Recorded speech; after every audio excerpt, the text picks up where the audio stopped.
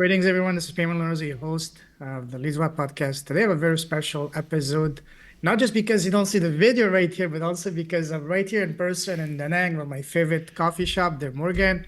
One of the good friends I met here, Mr. Paul, professor at the local university. I talk about that. But what really connects us here is not only that we're both expat, traveling the world, but also Eastern and Afghanistan. Me as a Canadian Afghan, that's something that really deeply connects. So once again, thank you for service. Thank you. Welcome to the show, my friend. Hey, pleasure being here. Pleasure Thank you on- very much, man. pleasure on Yeah. being. So tell me, for people who don't know you, over and beyond this very short description, we're gonna talk about your business, your impact, and all that later. But as a person, as a human being, as a man, who's Paul? Oh, great question. Thank you. When I was preparing for this podcast, I actually watched a lot of your other podcasts and was trying to analyze some of the questions you might ask me. And that is one that didn't. And I was talking with Amy this morning. I said, I want to talk from the heart. That's one thing you said. So That's I it. can't have anything scripted. I guess who's Paul? I'm just a humble guy who's trying to live the best life he can with the tools that he's been given in life and try to make an impact on other people's lives. I guess that's why I'm a teacher. That's why I found that path.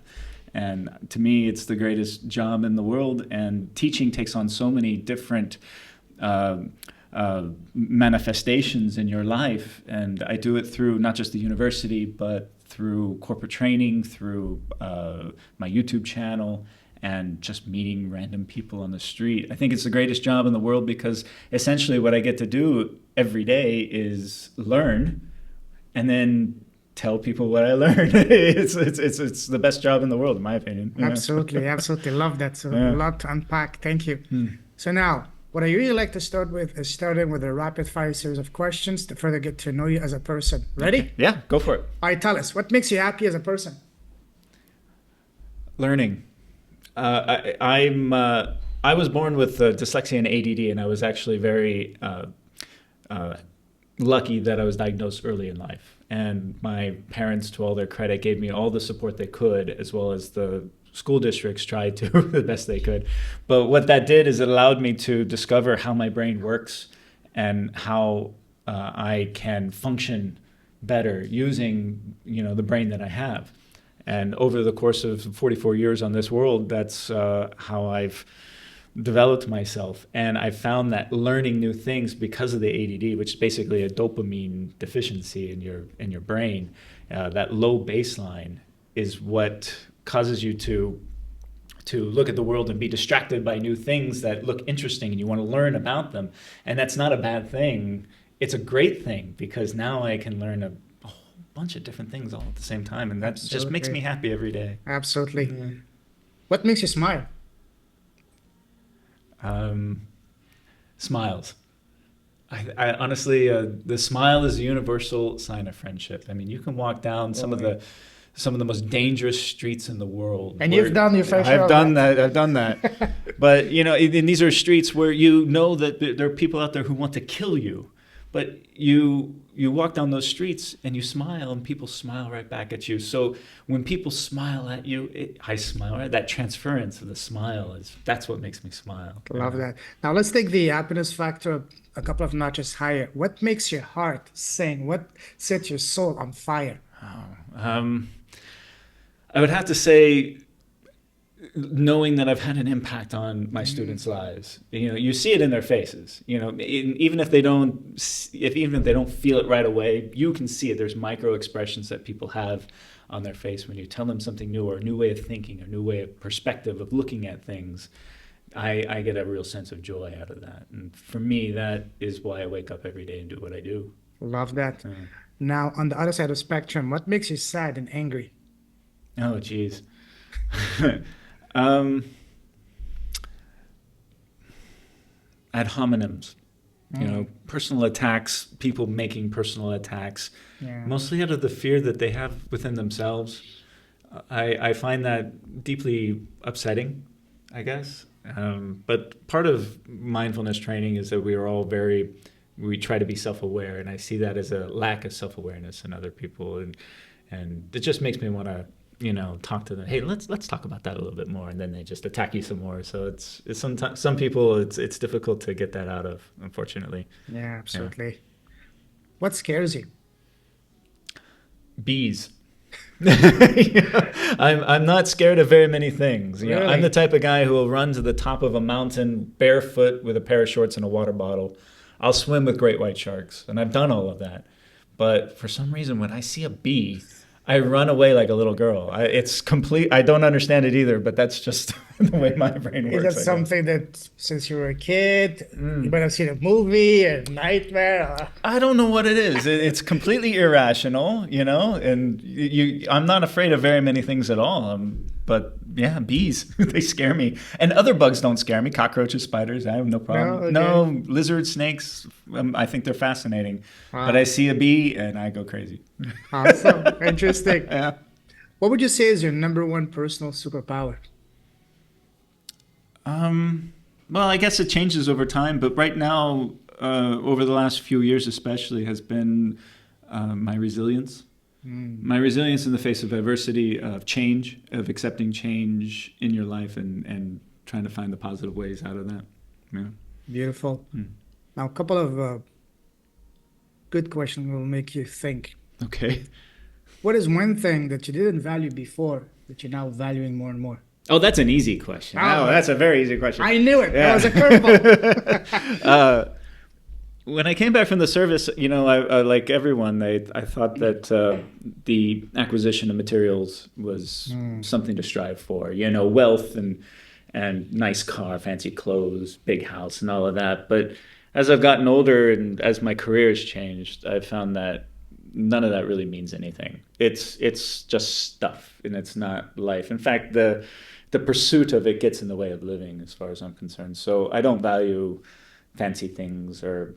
It looked at it like this, so everyone wants to have a Ferrari or a Lamborghini. That seems to be like the pinnacle. You see it on social media. Oh, I got a Ferrari or something. But I don't want to own a Ferrari, but I want the feeling of driving a Ferrari. And that difference really changes my outlook on things.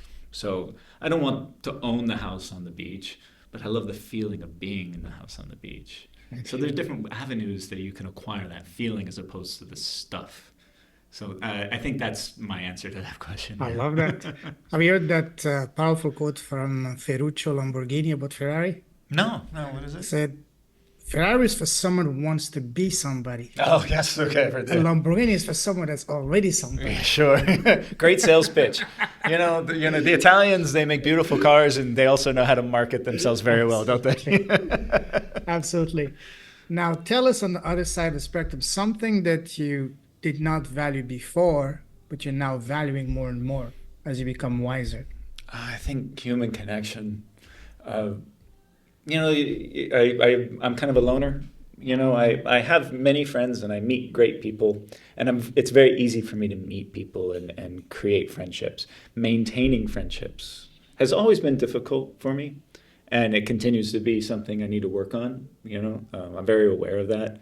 So as I get older, though, maintaining those friendships, especially over long periods of time, becomes something that I really not only I need to do more, but I'm valuing it more in my life. Yeah. Love that. What are your 3 non-negotiable core values? Oh, easy. I would have to take that from my time in the service. The 3 core values of the Airforce were integrity first, service before self, and excellence in all you do. And it sounds cheesy and quotable, and every Air Force veteran knows that, but I've really adapted that to the rest of my life, and because I haven't found any other core values that go with that. So integrity first, service before yourself, and the strive for excellence in everything that you do. So my father always used to tell me, Paul, don't do anything half-assed. Oh, yes. So, oh, yes. And as an ADD growing up as a kid, that was very common for me because, you get distracted and go do something else. But my time in the service really taught me the discipline to apply those core values to the rest of my life. And how are you applying those core values now in your day-to-day and your professional life here? I try. They're guiding principles. We strive for it, but we are human. We are fallible. I'm very aware of that too. So, in my YouTube channel, I strive to just be as authentic as possible. In my classroom, I try to, because it's such a privilege to be able to be entrusted with someone's education, especially at the level that I teach. And I don't just teach at the university. I teach corporations and companies, and they spend a lot of money on this stuff. And so I take that very seriously. So I try very hard to give them the best value for their money and their time. Yeah. Absolutely. And just to piggyback on that, I taught myself in China, and what I realized is that for us in the West, education, we take it for granted, but for the parents here, what they invest, not only the kids is education, but it's invaluable education because they spend a tremendous amount of money, which from a Western perspective might not sound a lot, or maybe a decent amount, but for them is like probably the life savings. Yeah. Because unlike in the West, they don't have the retirement schemes and all that we have in the West. Their retirement is literally the kids. Yeah. So That's very true. Yeah. that how much of a pressure does that add to you as a teacher, knowing that, hey, you have in your hands not only the future of these kids, but also the parents' retirements? I don't feel pressure because I think I'm very good at my job, so, but it definitely motivates you intrinsically to put a lot of effort into your lesson planning and to be as adaptable as possible within the classroom itself, and just be a guiding light for those kids. How is the expectation you get from the parent because of that extra, what it means for them to spend extra money to send the kid to a top school here in Da Nang? Do you see any other expectations realistic, or do they have like crazy expectations? It's definitely different than in the West. I see it more as the families and parents especially kind of see it as a stepping stone and natural progression in a child's education, whereas I see it as a transformational process for the kids. It's different in the West. When you're in high school in the West, you are getting a driver's license, you have a part-time job, you have a car, you have a girlfriend, and you start learning your independence there. Where here it's a little delayed more. Children tend to live with their parents while they're in university, and even beyond that. They don't start driving cars or even having part-time jobs. Majority of them. There are some that are exceptions, of course, and it is changing. But I feel like that transition is happening faster and a much larger learning curve within the university years for the kids here. So whereas it starts a little earlier in Western culture and then it progresses over a longer period of time. Here it's fast and it hits them really fast. Cool. We'll dive deeper into that now. Let's move on. Let's talk about something we both love and enjoy. Traveling. You like traveling, right? I love traveling. Yeah, absolutely. Right. We can do an entire episode. We may do that, an entire episode just on travel. But now I'd like to take you a different type of traveling down memory line. Go back to when growing up and your kids. When we're kids, people around us, family, parents, relatives, neighbors, teacher, always ask us, "Hey, Paul, what do you want to become when you grow up?" What was your answer as a young boy to that question?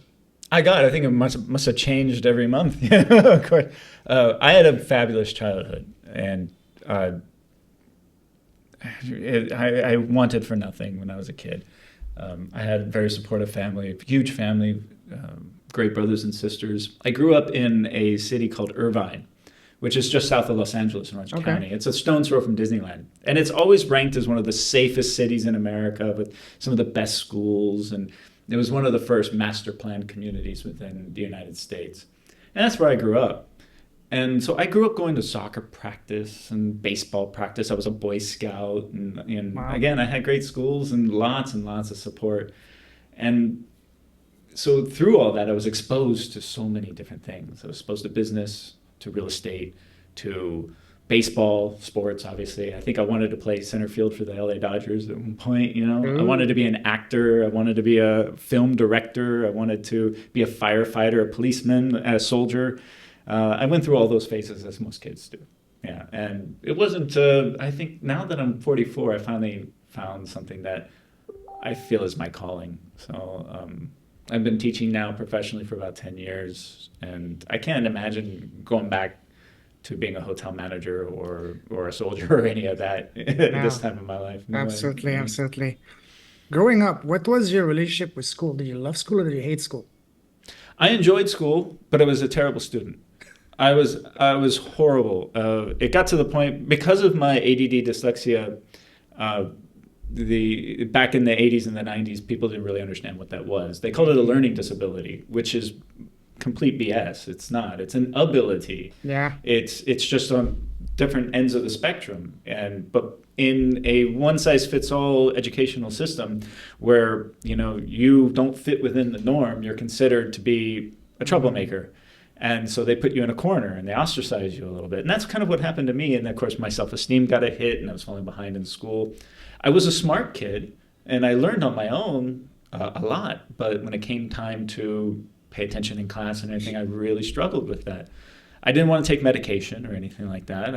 I tried it in middle school for a little bit, but I found that it muted my creativity, which was yes, I was more focused, and yes, I got my homework in on time, but I was just checking the boxes. I was just another number in the classroom. Yeah. I didn't want to be that.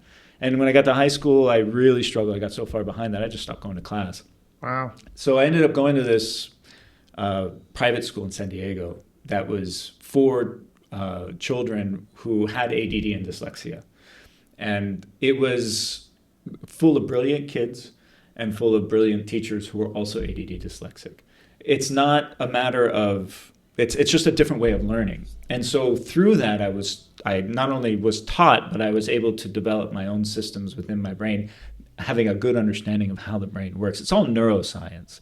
So once I learned all of that, then I could adapt my learning styles. And then I got great grades, got great SAT scores, went to a university and everything, and it just flipped it. And then when I got to university, I was a fantastic student because I learned how to learn. And that, I think, was the big difference. Yeah. You mentioned something, and I also struggled with that, and that was I was misunderstood in school. I was smart, but I found the material to be too slow for me. Some topics I would love and devour them, like geography, philosophy, anything to do with numbers. I zoomed out. Yeah, I was the same way. I Yeah. zoomed out. But anything to do with the mind, humanities, languages, I was on it like there's no tomorrow. On some places I was straight A, some places I was a straight D. Yeah. That even exists. Yeah, I get it. No, I follow you, dude. Yeah, and but just because someone is not able to memorize and pass a test doesn't mean they're stupid. It's just that they have a different way of learning. That's one of the shortcomings of the current education system in the West. Hopefully, in our lifetimes, they can address that so we can get people to really think and not just memorize. But I guess the system is built upon building an army, so to speak, of workers, not of thinkers.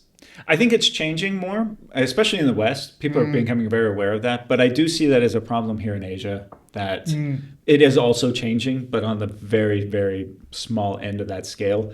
Is that, yes, it's all about rote memory. It's all about test scores and everything. So those children who have signs of ADD dyslexia, they are unfortunately swept under the rug or not catered to. And being that as a teacher, I can identify it immediately in them when I teach them. And so yeah, I think that makes me a better teacher because I'm able to not only teach the theory and the practical application of the theory to your everyday student, but the ones that are on the fringes, I can get to them as well. Specifically because you were on both sides of the spectrum as a misunderstood student, and now as a professor. How much does that help you now in helping the student who may be left behind, but you're able to understand it because you know that they're not these students are not stupid. They just have not been taught the right way that fits their learning style. Yeah. How much do you think that you, having gone through that, how much is that helping you now in your professional career? Oh, hugely, because it gives you more tools as an educator. It allows you to be more adaptable in the classroom. And even, I also think it's generational. Because when we went to school, it's much different now, the world outside of the classroom that affects these kids. So they come in and I call it TikTok brain. Okay, but we had it too when we watched commercials on TV. They were 30-second, very fast and everything, short attention span. It's the same thing happening here, just at it's times 10 because it's in their phone, it's in their lives. Tablets everywhere. Everywhere. So it's so similar, but so different. So there are different types of challenges in keeping their attention. But but we also have the technology. We have the gamification within the classroom, and the multimedia setups. It's not just a chalkboard anymore. We have multimedia presentation slides and videos and YouTube and translation softwares and all kinds of tools available to us to assist all learning styles. And so I think it's a wonderful time to be an educator right now. Absolutely. Yeah. Let's go back to when you were growing up in school. Imagine we were in the same class in grade 10, 11. What kind of student were you? Were you like the quiet guy, the nerd guy, the life of the party, the chatterbox, the athlete superstar? What kind of student were you? I don't know. I wasn't. I was an athlete, but I wasn't like a super jock. I was a musician, but I wasn't super musician. I was a creative. I was in acting and all that, but I wasn't the best actor in the world. I was smart, but I wasn't the smartest kid in the class. I wasn't a class clown. I know that. I wasn't one of the cool kids, but I wasn't super nerdy. You know, I think I was a little bit of everything, probably. You mentioned sport. What was your favorite sport? Baseball, growing up, absolutely. I played soccer. I played water polo. Oh, wow. And I was into sailing and windsurfing Nice. as a little boy. And every weekend we would go out to Catalina Island and do some scuba diving and things like that. So being on the water was always a big thing for me. But yeah, even today, I'm the biggest baseball fan. You know, I What's love your baseball. team? The Dodgers. The LA Dodgers. I grew up LA Dodgers, you know, going up Golden State Freeway, Dodger Stadium on a school night, you know. So loved it. Have they treated you well with winning some championships? Not lately. We won, I think it was 2020 was our last championship, but that was the COVID year. Yeah. But now I think this year every year we have a great team. We're always in contention. But this year I think it's going to be something special. I don't watch baseball, but being from Toronto, the Blue Jays, Sure. they won the World Series before we even moved to Canada in 92, 93, back to back. Yeah. That was big. I wasn't there. I was too young. I was not interested, but I hope the Jays do better. Okay. And Yeah. they, you know. Well, we all have our teams. So, you know, my team is the Dodgers, but I'm a Yeah. baseball fan. When you're in high school, were you popular with the ladies? I don't In high school and college? Well, I had a different college experience than most people. I mean, I spent a lot of time taking classes with a rifle next to me. You know, so, but, in high school, you know, I had a girlfriend in high school. Sure, I wasn't. I mean, I wasn't chasing girls or anything like that. They were chasing you? I don't know about that. You know, I was a handsome young man, I guess, but my priority was mostly just trying to find myself. Sure. So, I mean, I was in a different city than my parents were living. You know, I was in San Diego, and this was not a boarding school. So I actually lived with my older brother at the time, who was a student at university at the time. So, Cool. Do you remember what was your very first job? And do you remember how much you get paid the first time you get paid? I do, yes. I was 14 years old. My very first paid job was working on the docks in Newport Beach. It was a sailing company that had big sailboat yachts, basically, and they would go out for the weekend to Catalina Island. When they came back, my job was to clean and inventory the boats. And like I said, I grew up on boats, so driving them around and cleaning them up and understanding, fixing them here and there. I got paid $6 an hour, which at the time I thought was all the money in the world. But I remember I took the bus. It took me an hour and a half on the city bus to get down to the docks from my house, and an hour and a half to get back. And it was the best summer job I ever had. It was awesome. Loved it. Cool. Yeah. Cool. Now let's move forward. Now, after high school, you joined the Army, the Air Force, right? I spent a year in university, Okay. and then I joined the Air Force. So why did you choose to go the Army route and not the traditional, so to speak, university, or even better? I mean, that's what most Americans do, which I love about them, is starting their own business. So why the military and not the other option? What led you down this path? What did you have someone in your family that inspired you? Or was it just your decision? It was my decision. It was. I remember the conversation. I went into my father's office and said, "Dad, I did my first year at Cal State Long Beach, and I fell into the same trap I fell into with at the public high schools, which I was just another number. I couldn't function in a lecture hall of 300 people and find that motivation. I didn't feel it. So I walked into my dad's office and I said, "Dad, I need direction. I need discipline." Dad, I'm going to join the Air Force. And he looked at me and said, that's the smartest thing you ever did. And it was. Cool. So, And once you get into the army, Air Force. sorry, yes, yes, I was very technical, but you guys are, yes, absolutely. They're different. They're Absolutely. very different, my friend. Tell us specifically, tell us the difference between the Army, the Navy, and the Air Force. Okay. Other than the obvious. Well, we're all brothers in arms, and Yes. in the veterans communities, we're all brothers. But yeah, when there's a friendly rivalry between the services, of course. So the Army, of course, are the guys in the tanks and the helicopters and the grunts.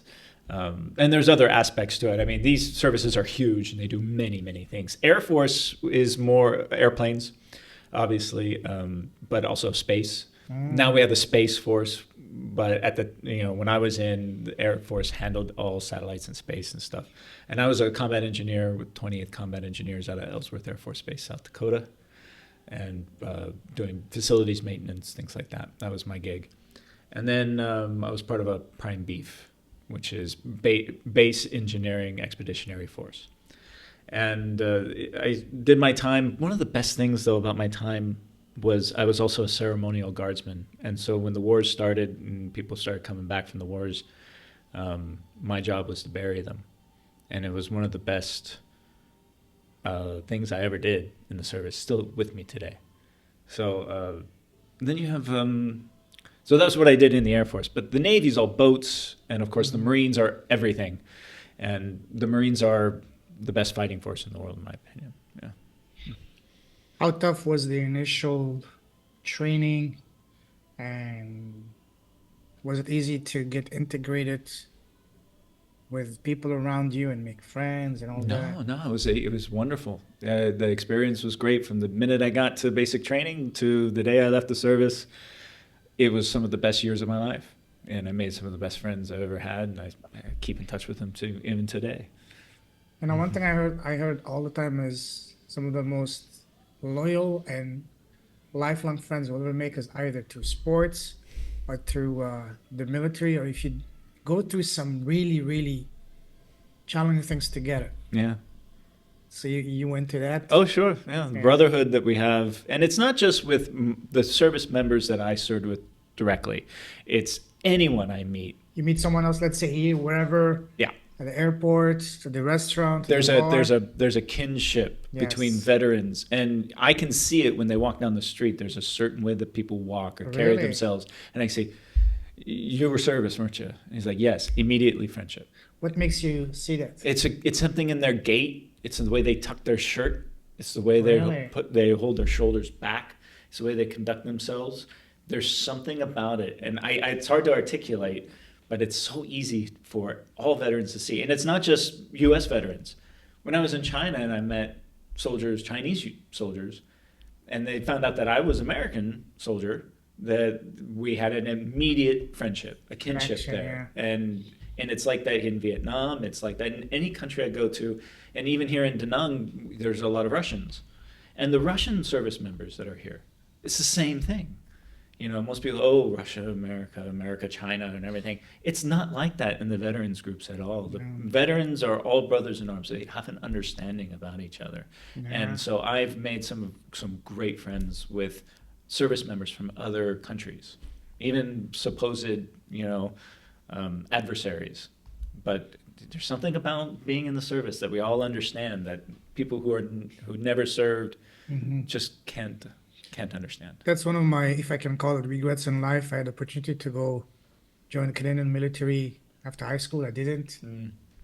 But I really would have enjoyed that, especially the discipline part and the. It's not for everybody. No. It really is not. It's a way of life, and there are struggles when people come home. Yes. And so it's not all glory. No, so definitely. So you were deployed in many places. Talk us through your path. I did my service overseas. Here's the thing. When you ask a veteran about their service overseas, it's a deeply personal thing, especially during the wars. Everything you see on Netflix movies or in the old movies, that's what it's like. It's bombs and bullets. Bombs, bullets, and bodies. The real thing that people don't talk about is when the service members come home. And then they ask them, okay, what'd you see? What'd you do? You know, they don't want to talk about that. But people neglect to ask them, how are you doing now?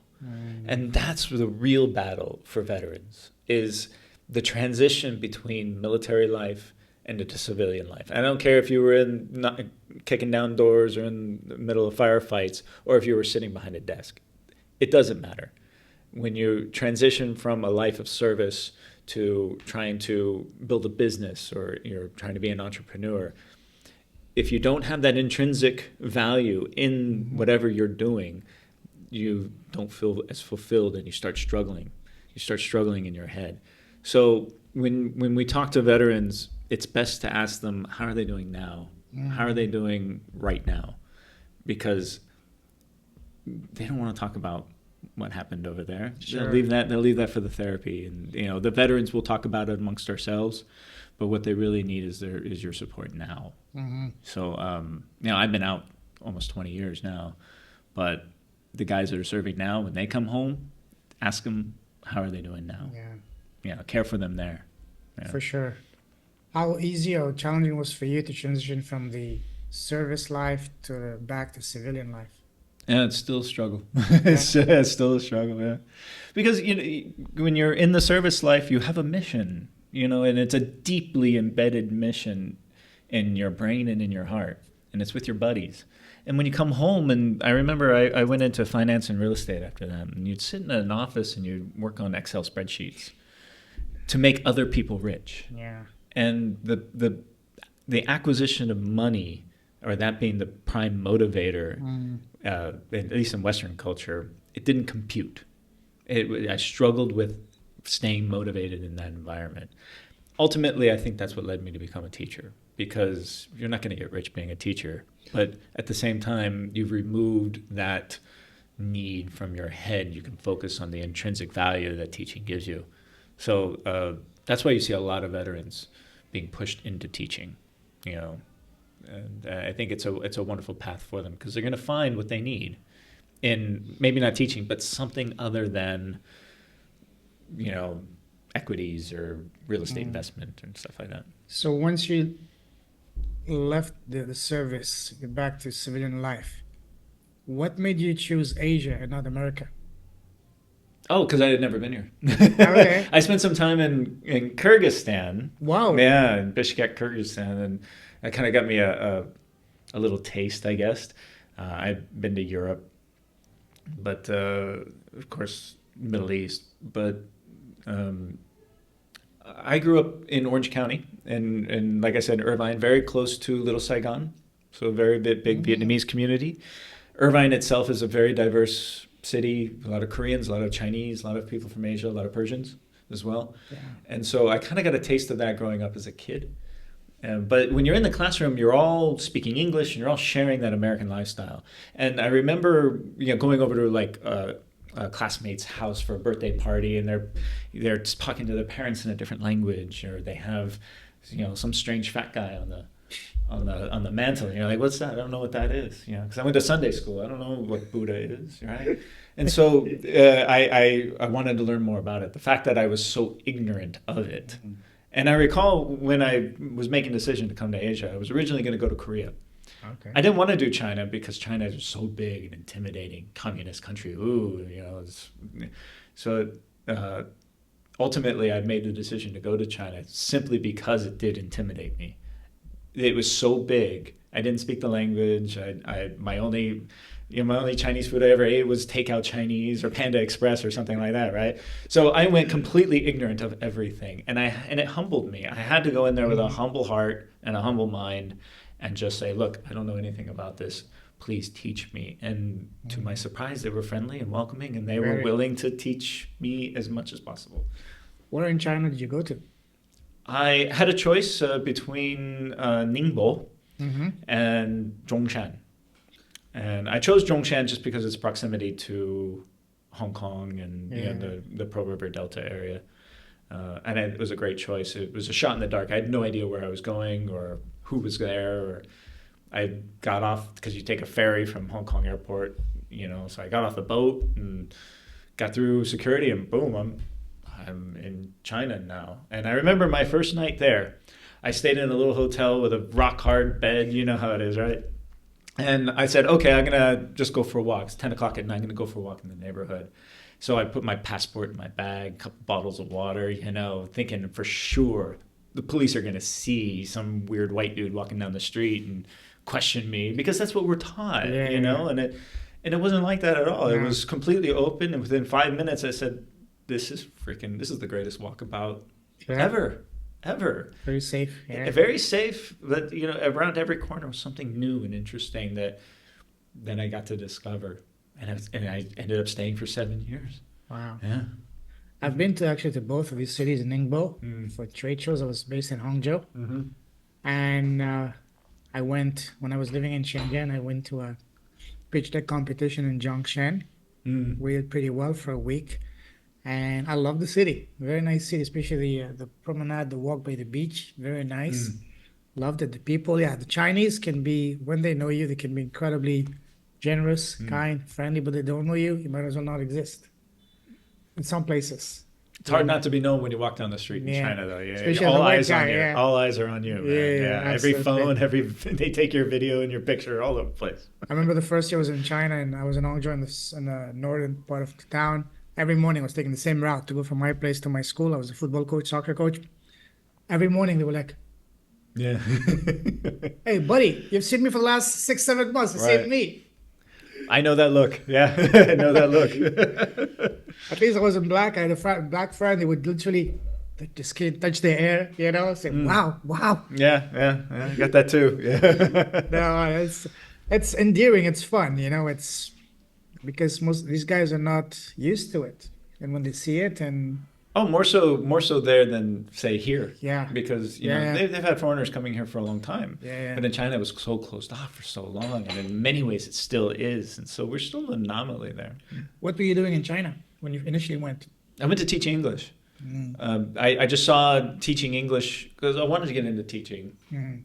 And I saw it as a way of combining my wanderlust with beginning my teaching career. So I did it, and then eventually moved into a university in Zhongshan, where I was teaching in front of hundreds and thousands of students, lecturing, and that's where I really developed my own lecturing style and my own public speaking style.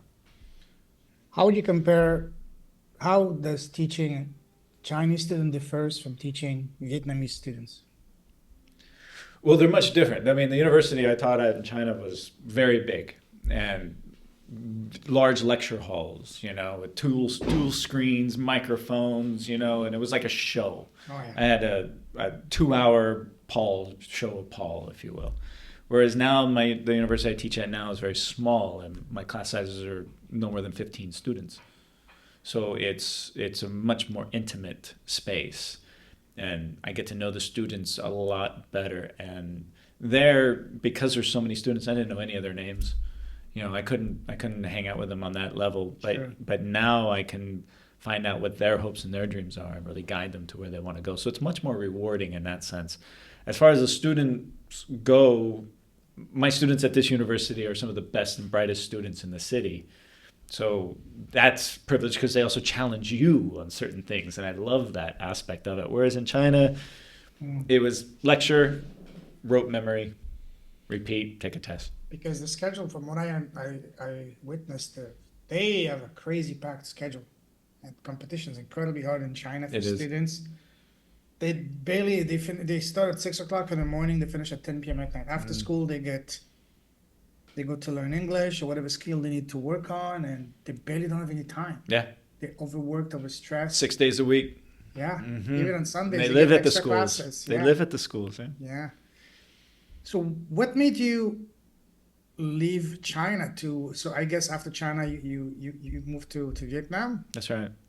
So why leaving China to Vietnam? Well, I would come to Vietnam on holiday often.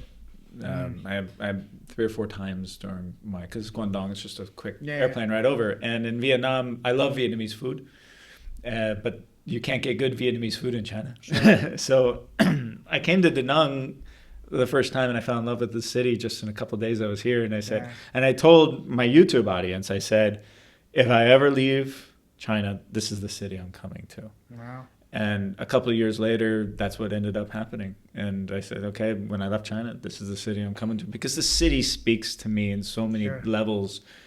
It's really difficult to explain, but I call it my spirit city.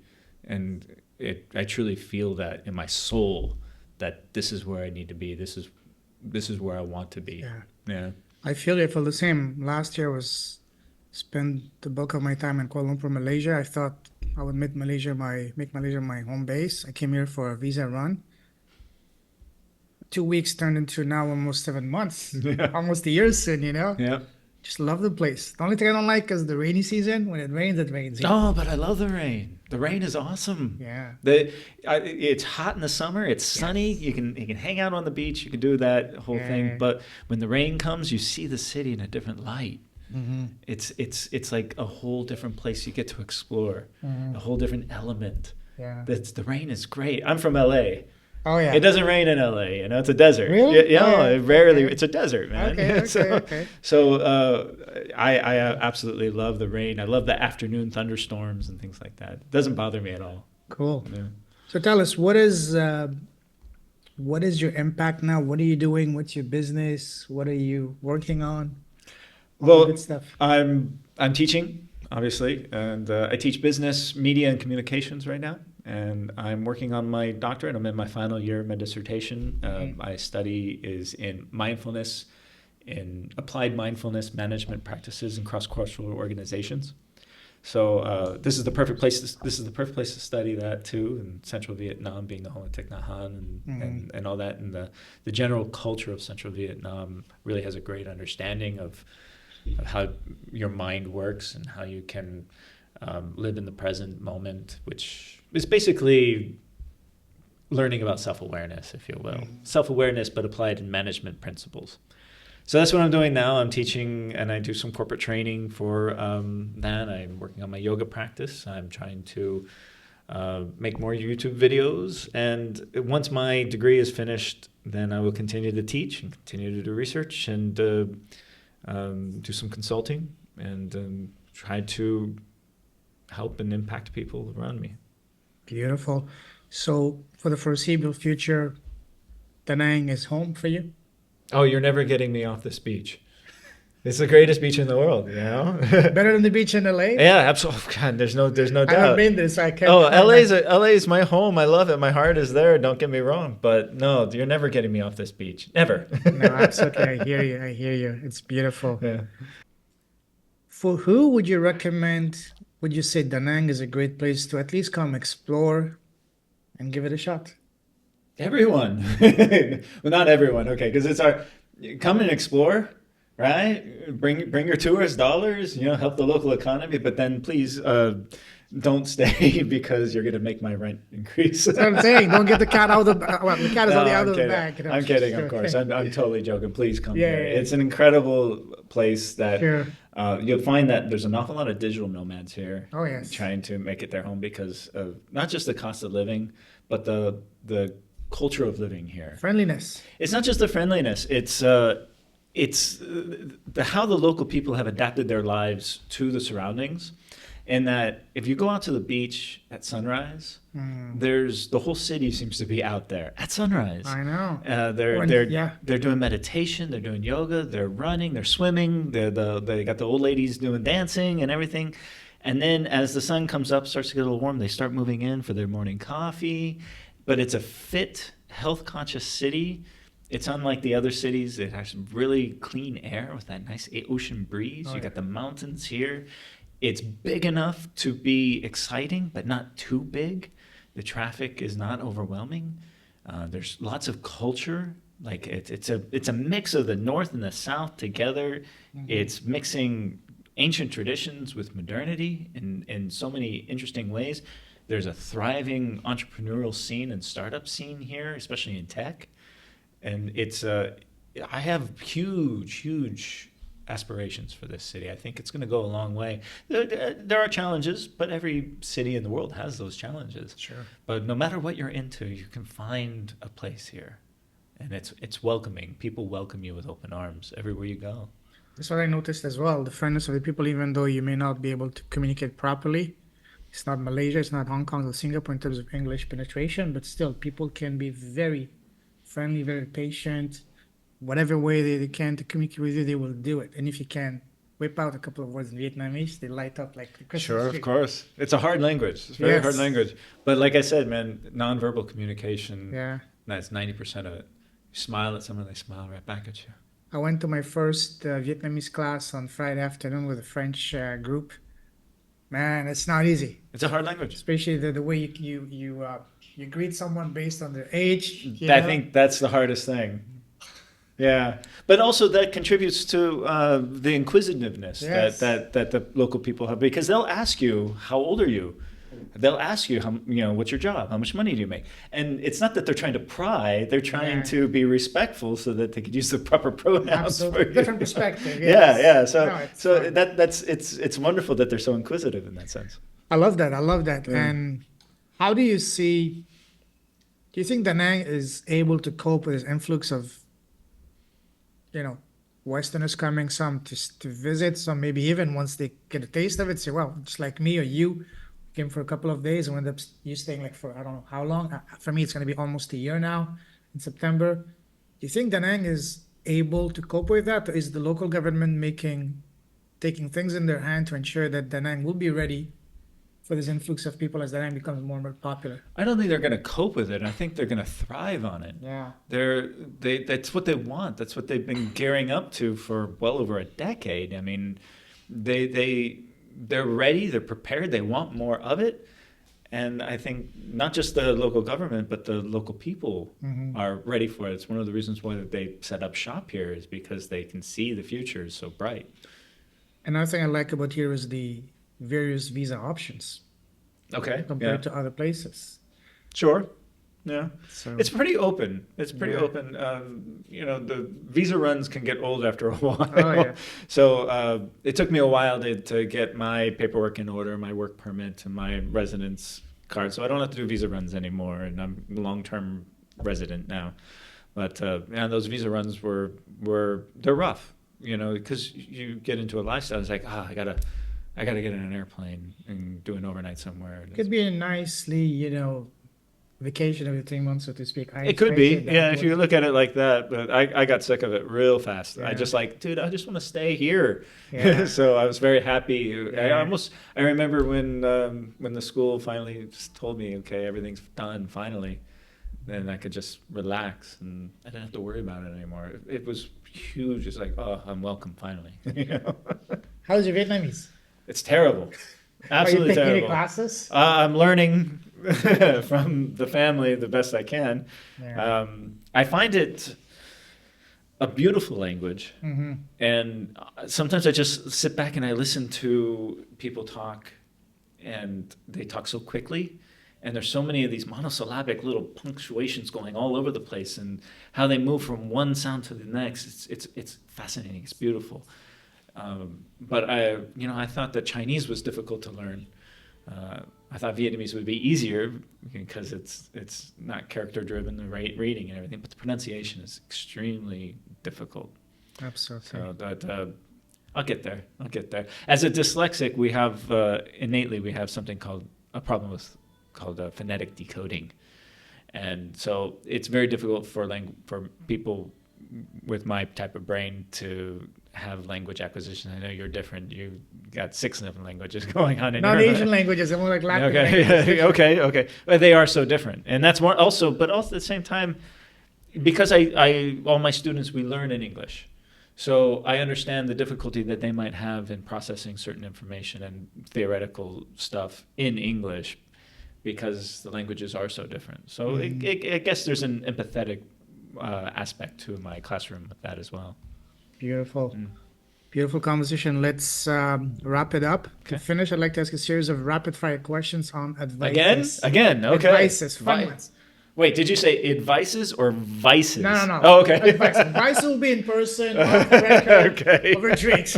Even though I don't drink. Yeah, I don't drink anymore either. yeah. So what would you say has been so far the best piece of advice you received in your life? You know what it is? when I was a kid, there was a commercial for the Navy. Okay. Okay, it was a commercial on TV to recruit for the Navy, and it began with that music, dum dum, right? And it said, The Navy. yeah, no, it wasn't that. It wasn't that. So they didn't use that? No. But the voice actor came on and he said, if anyone were to read a book about, if you were to write a book about your life, would anyone want to read it? Love that. And that has stuck with me. So a lot of the decisions I make is all more about experience. Is it going to give me a story I can tell to someone else? So speaking of that, is the book about your life something that other people would want to read it? I hope so. There's many chapters to it. Still a work in progress. Still a work in progress, yeah. But I get there, Do you have any timeline or plan to actually make that happen? Yeah, I'm writing it now. Oh, wow. Yeah, I've got 3 books in development right now. Beautiful. Yeah, but we'll see how long it takes me to finish them up, though. Yeah. What has been so far the worst piece of advice you received? Worst piece of advice. That's a tough one. I don't think anyone's ever. Yeah. Come back home, settle, get a normal life. No. Well, it's similar to that. Yeah, I guess the worst piece of advice is go to college, get a stable job. Here's the thing with that. It's freaking boring. Yeah. It's so boring. Yeah. I saw recently, and I want to say this. We want to live long lives, obviously, but eventually we are going to die, right? So we don't want to live longer, but we want to have more memories. So if you have a job where you work for 30 years and you commute every day in that same job, well, that's not 30 years of memories. That's the same memory you're having over and over and over again. Exactly. So that's kind of something else I think about. Love that. I'm with you on that. Imagine that you were blessed with a time machine. You can go back in time and sit face to face with 18-year-old Paul. What's the number one piece of advice you would give to him knowing all that you know now? How was the advice that you gave me? Listen to that voice. Oh, love that. Yeah, listen to that voice in your head. You can take advice from the people who love you, and you can take advice from influential people, but it sounds so cliche, but it really is follow that voice in your head, because if you want to go do something, go do it. Yeah, it's your life. Yeah. Absolutely. Well, I'm glad that helped you. Awesome. Now, I know you're a fellow podcaster, and imagine that today you were to interview the most special person in the world. No, that's not her. It's you. You're interviewing yourself. Sorry, lady. Just joking. So what is the first question you want to ask yourself? Don't think too much. The first question that comes to your mind. God damn. Curveball? Yeah, a little bit. So I'm interviewing. Just to clarify, I'm interviewing myself at 18. No. Oh. Now. You're interviewing yourself now. What is the first question that you want to ask yourself? Don't think too much. First question that comes to your mind. What are you going to do tomorrow? And what's your answer?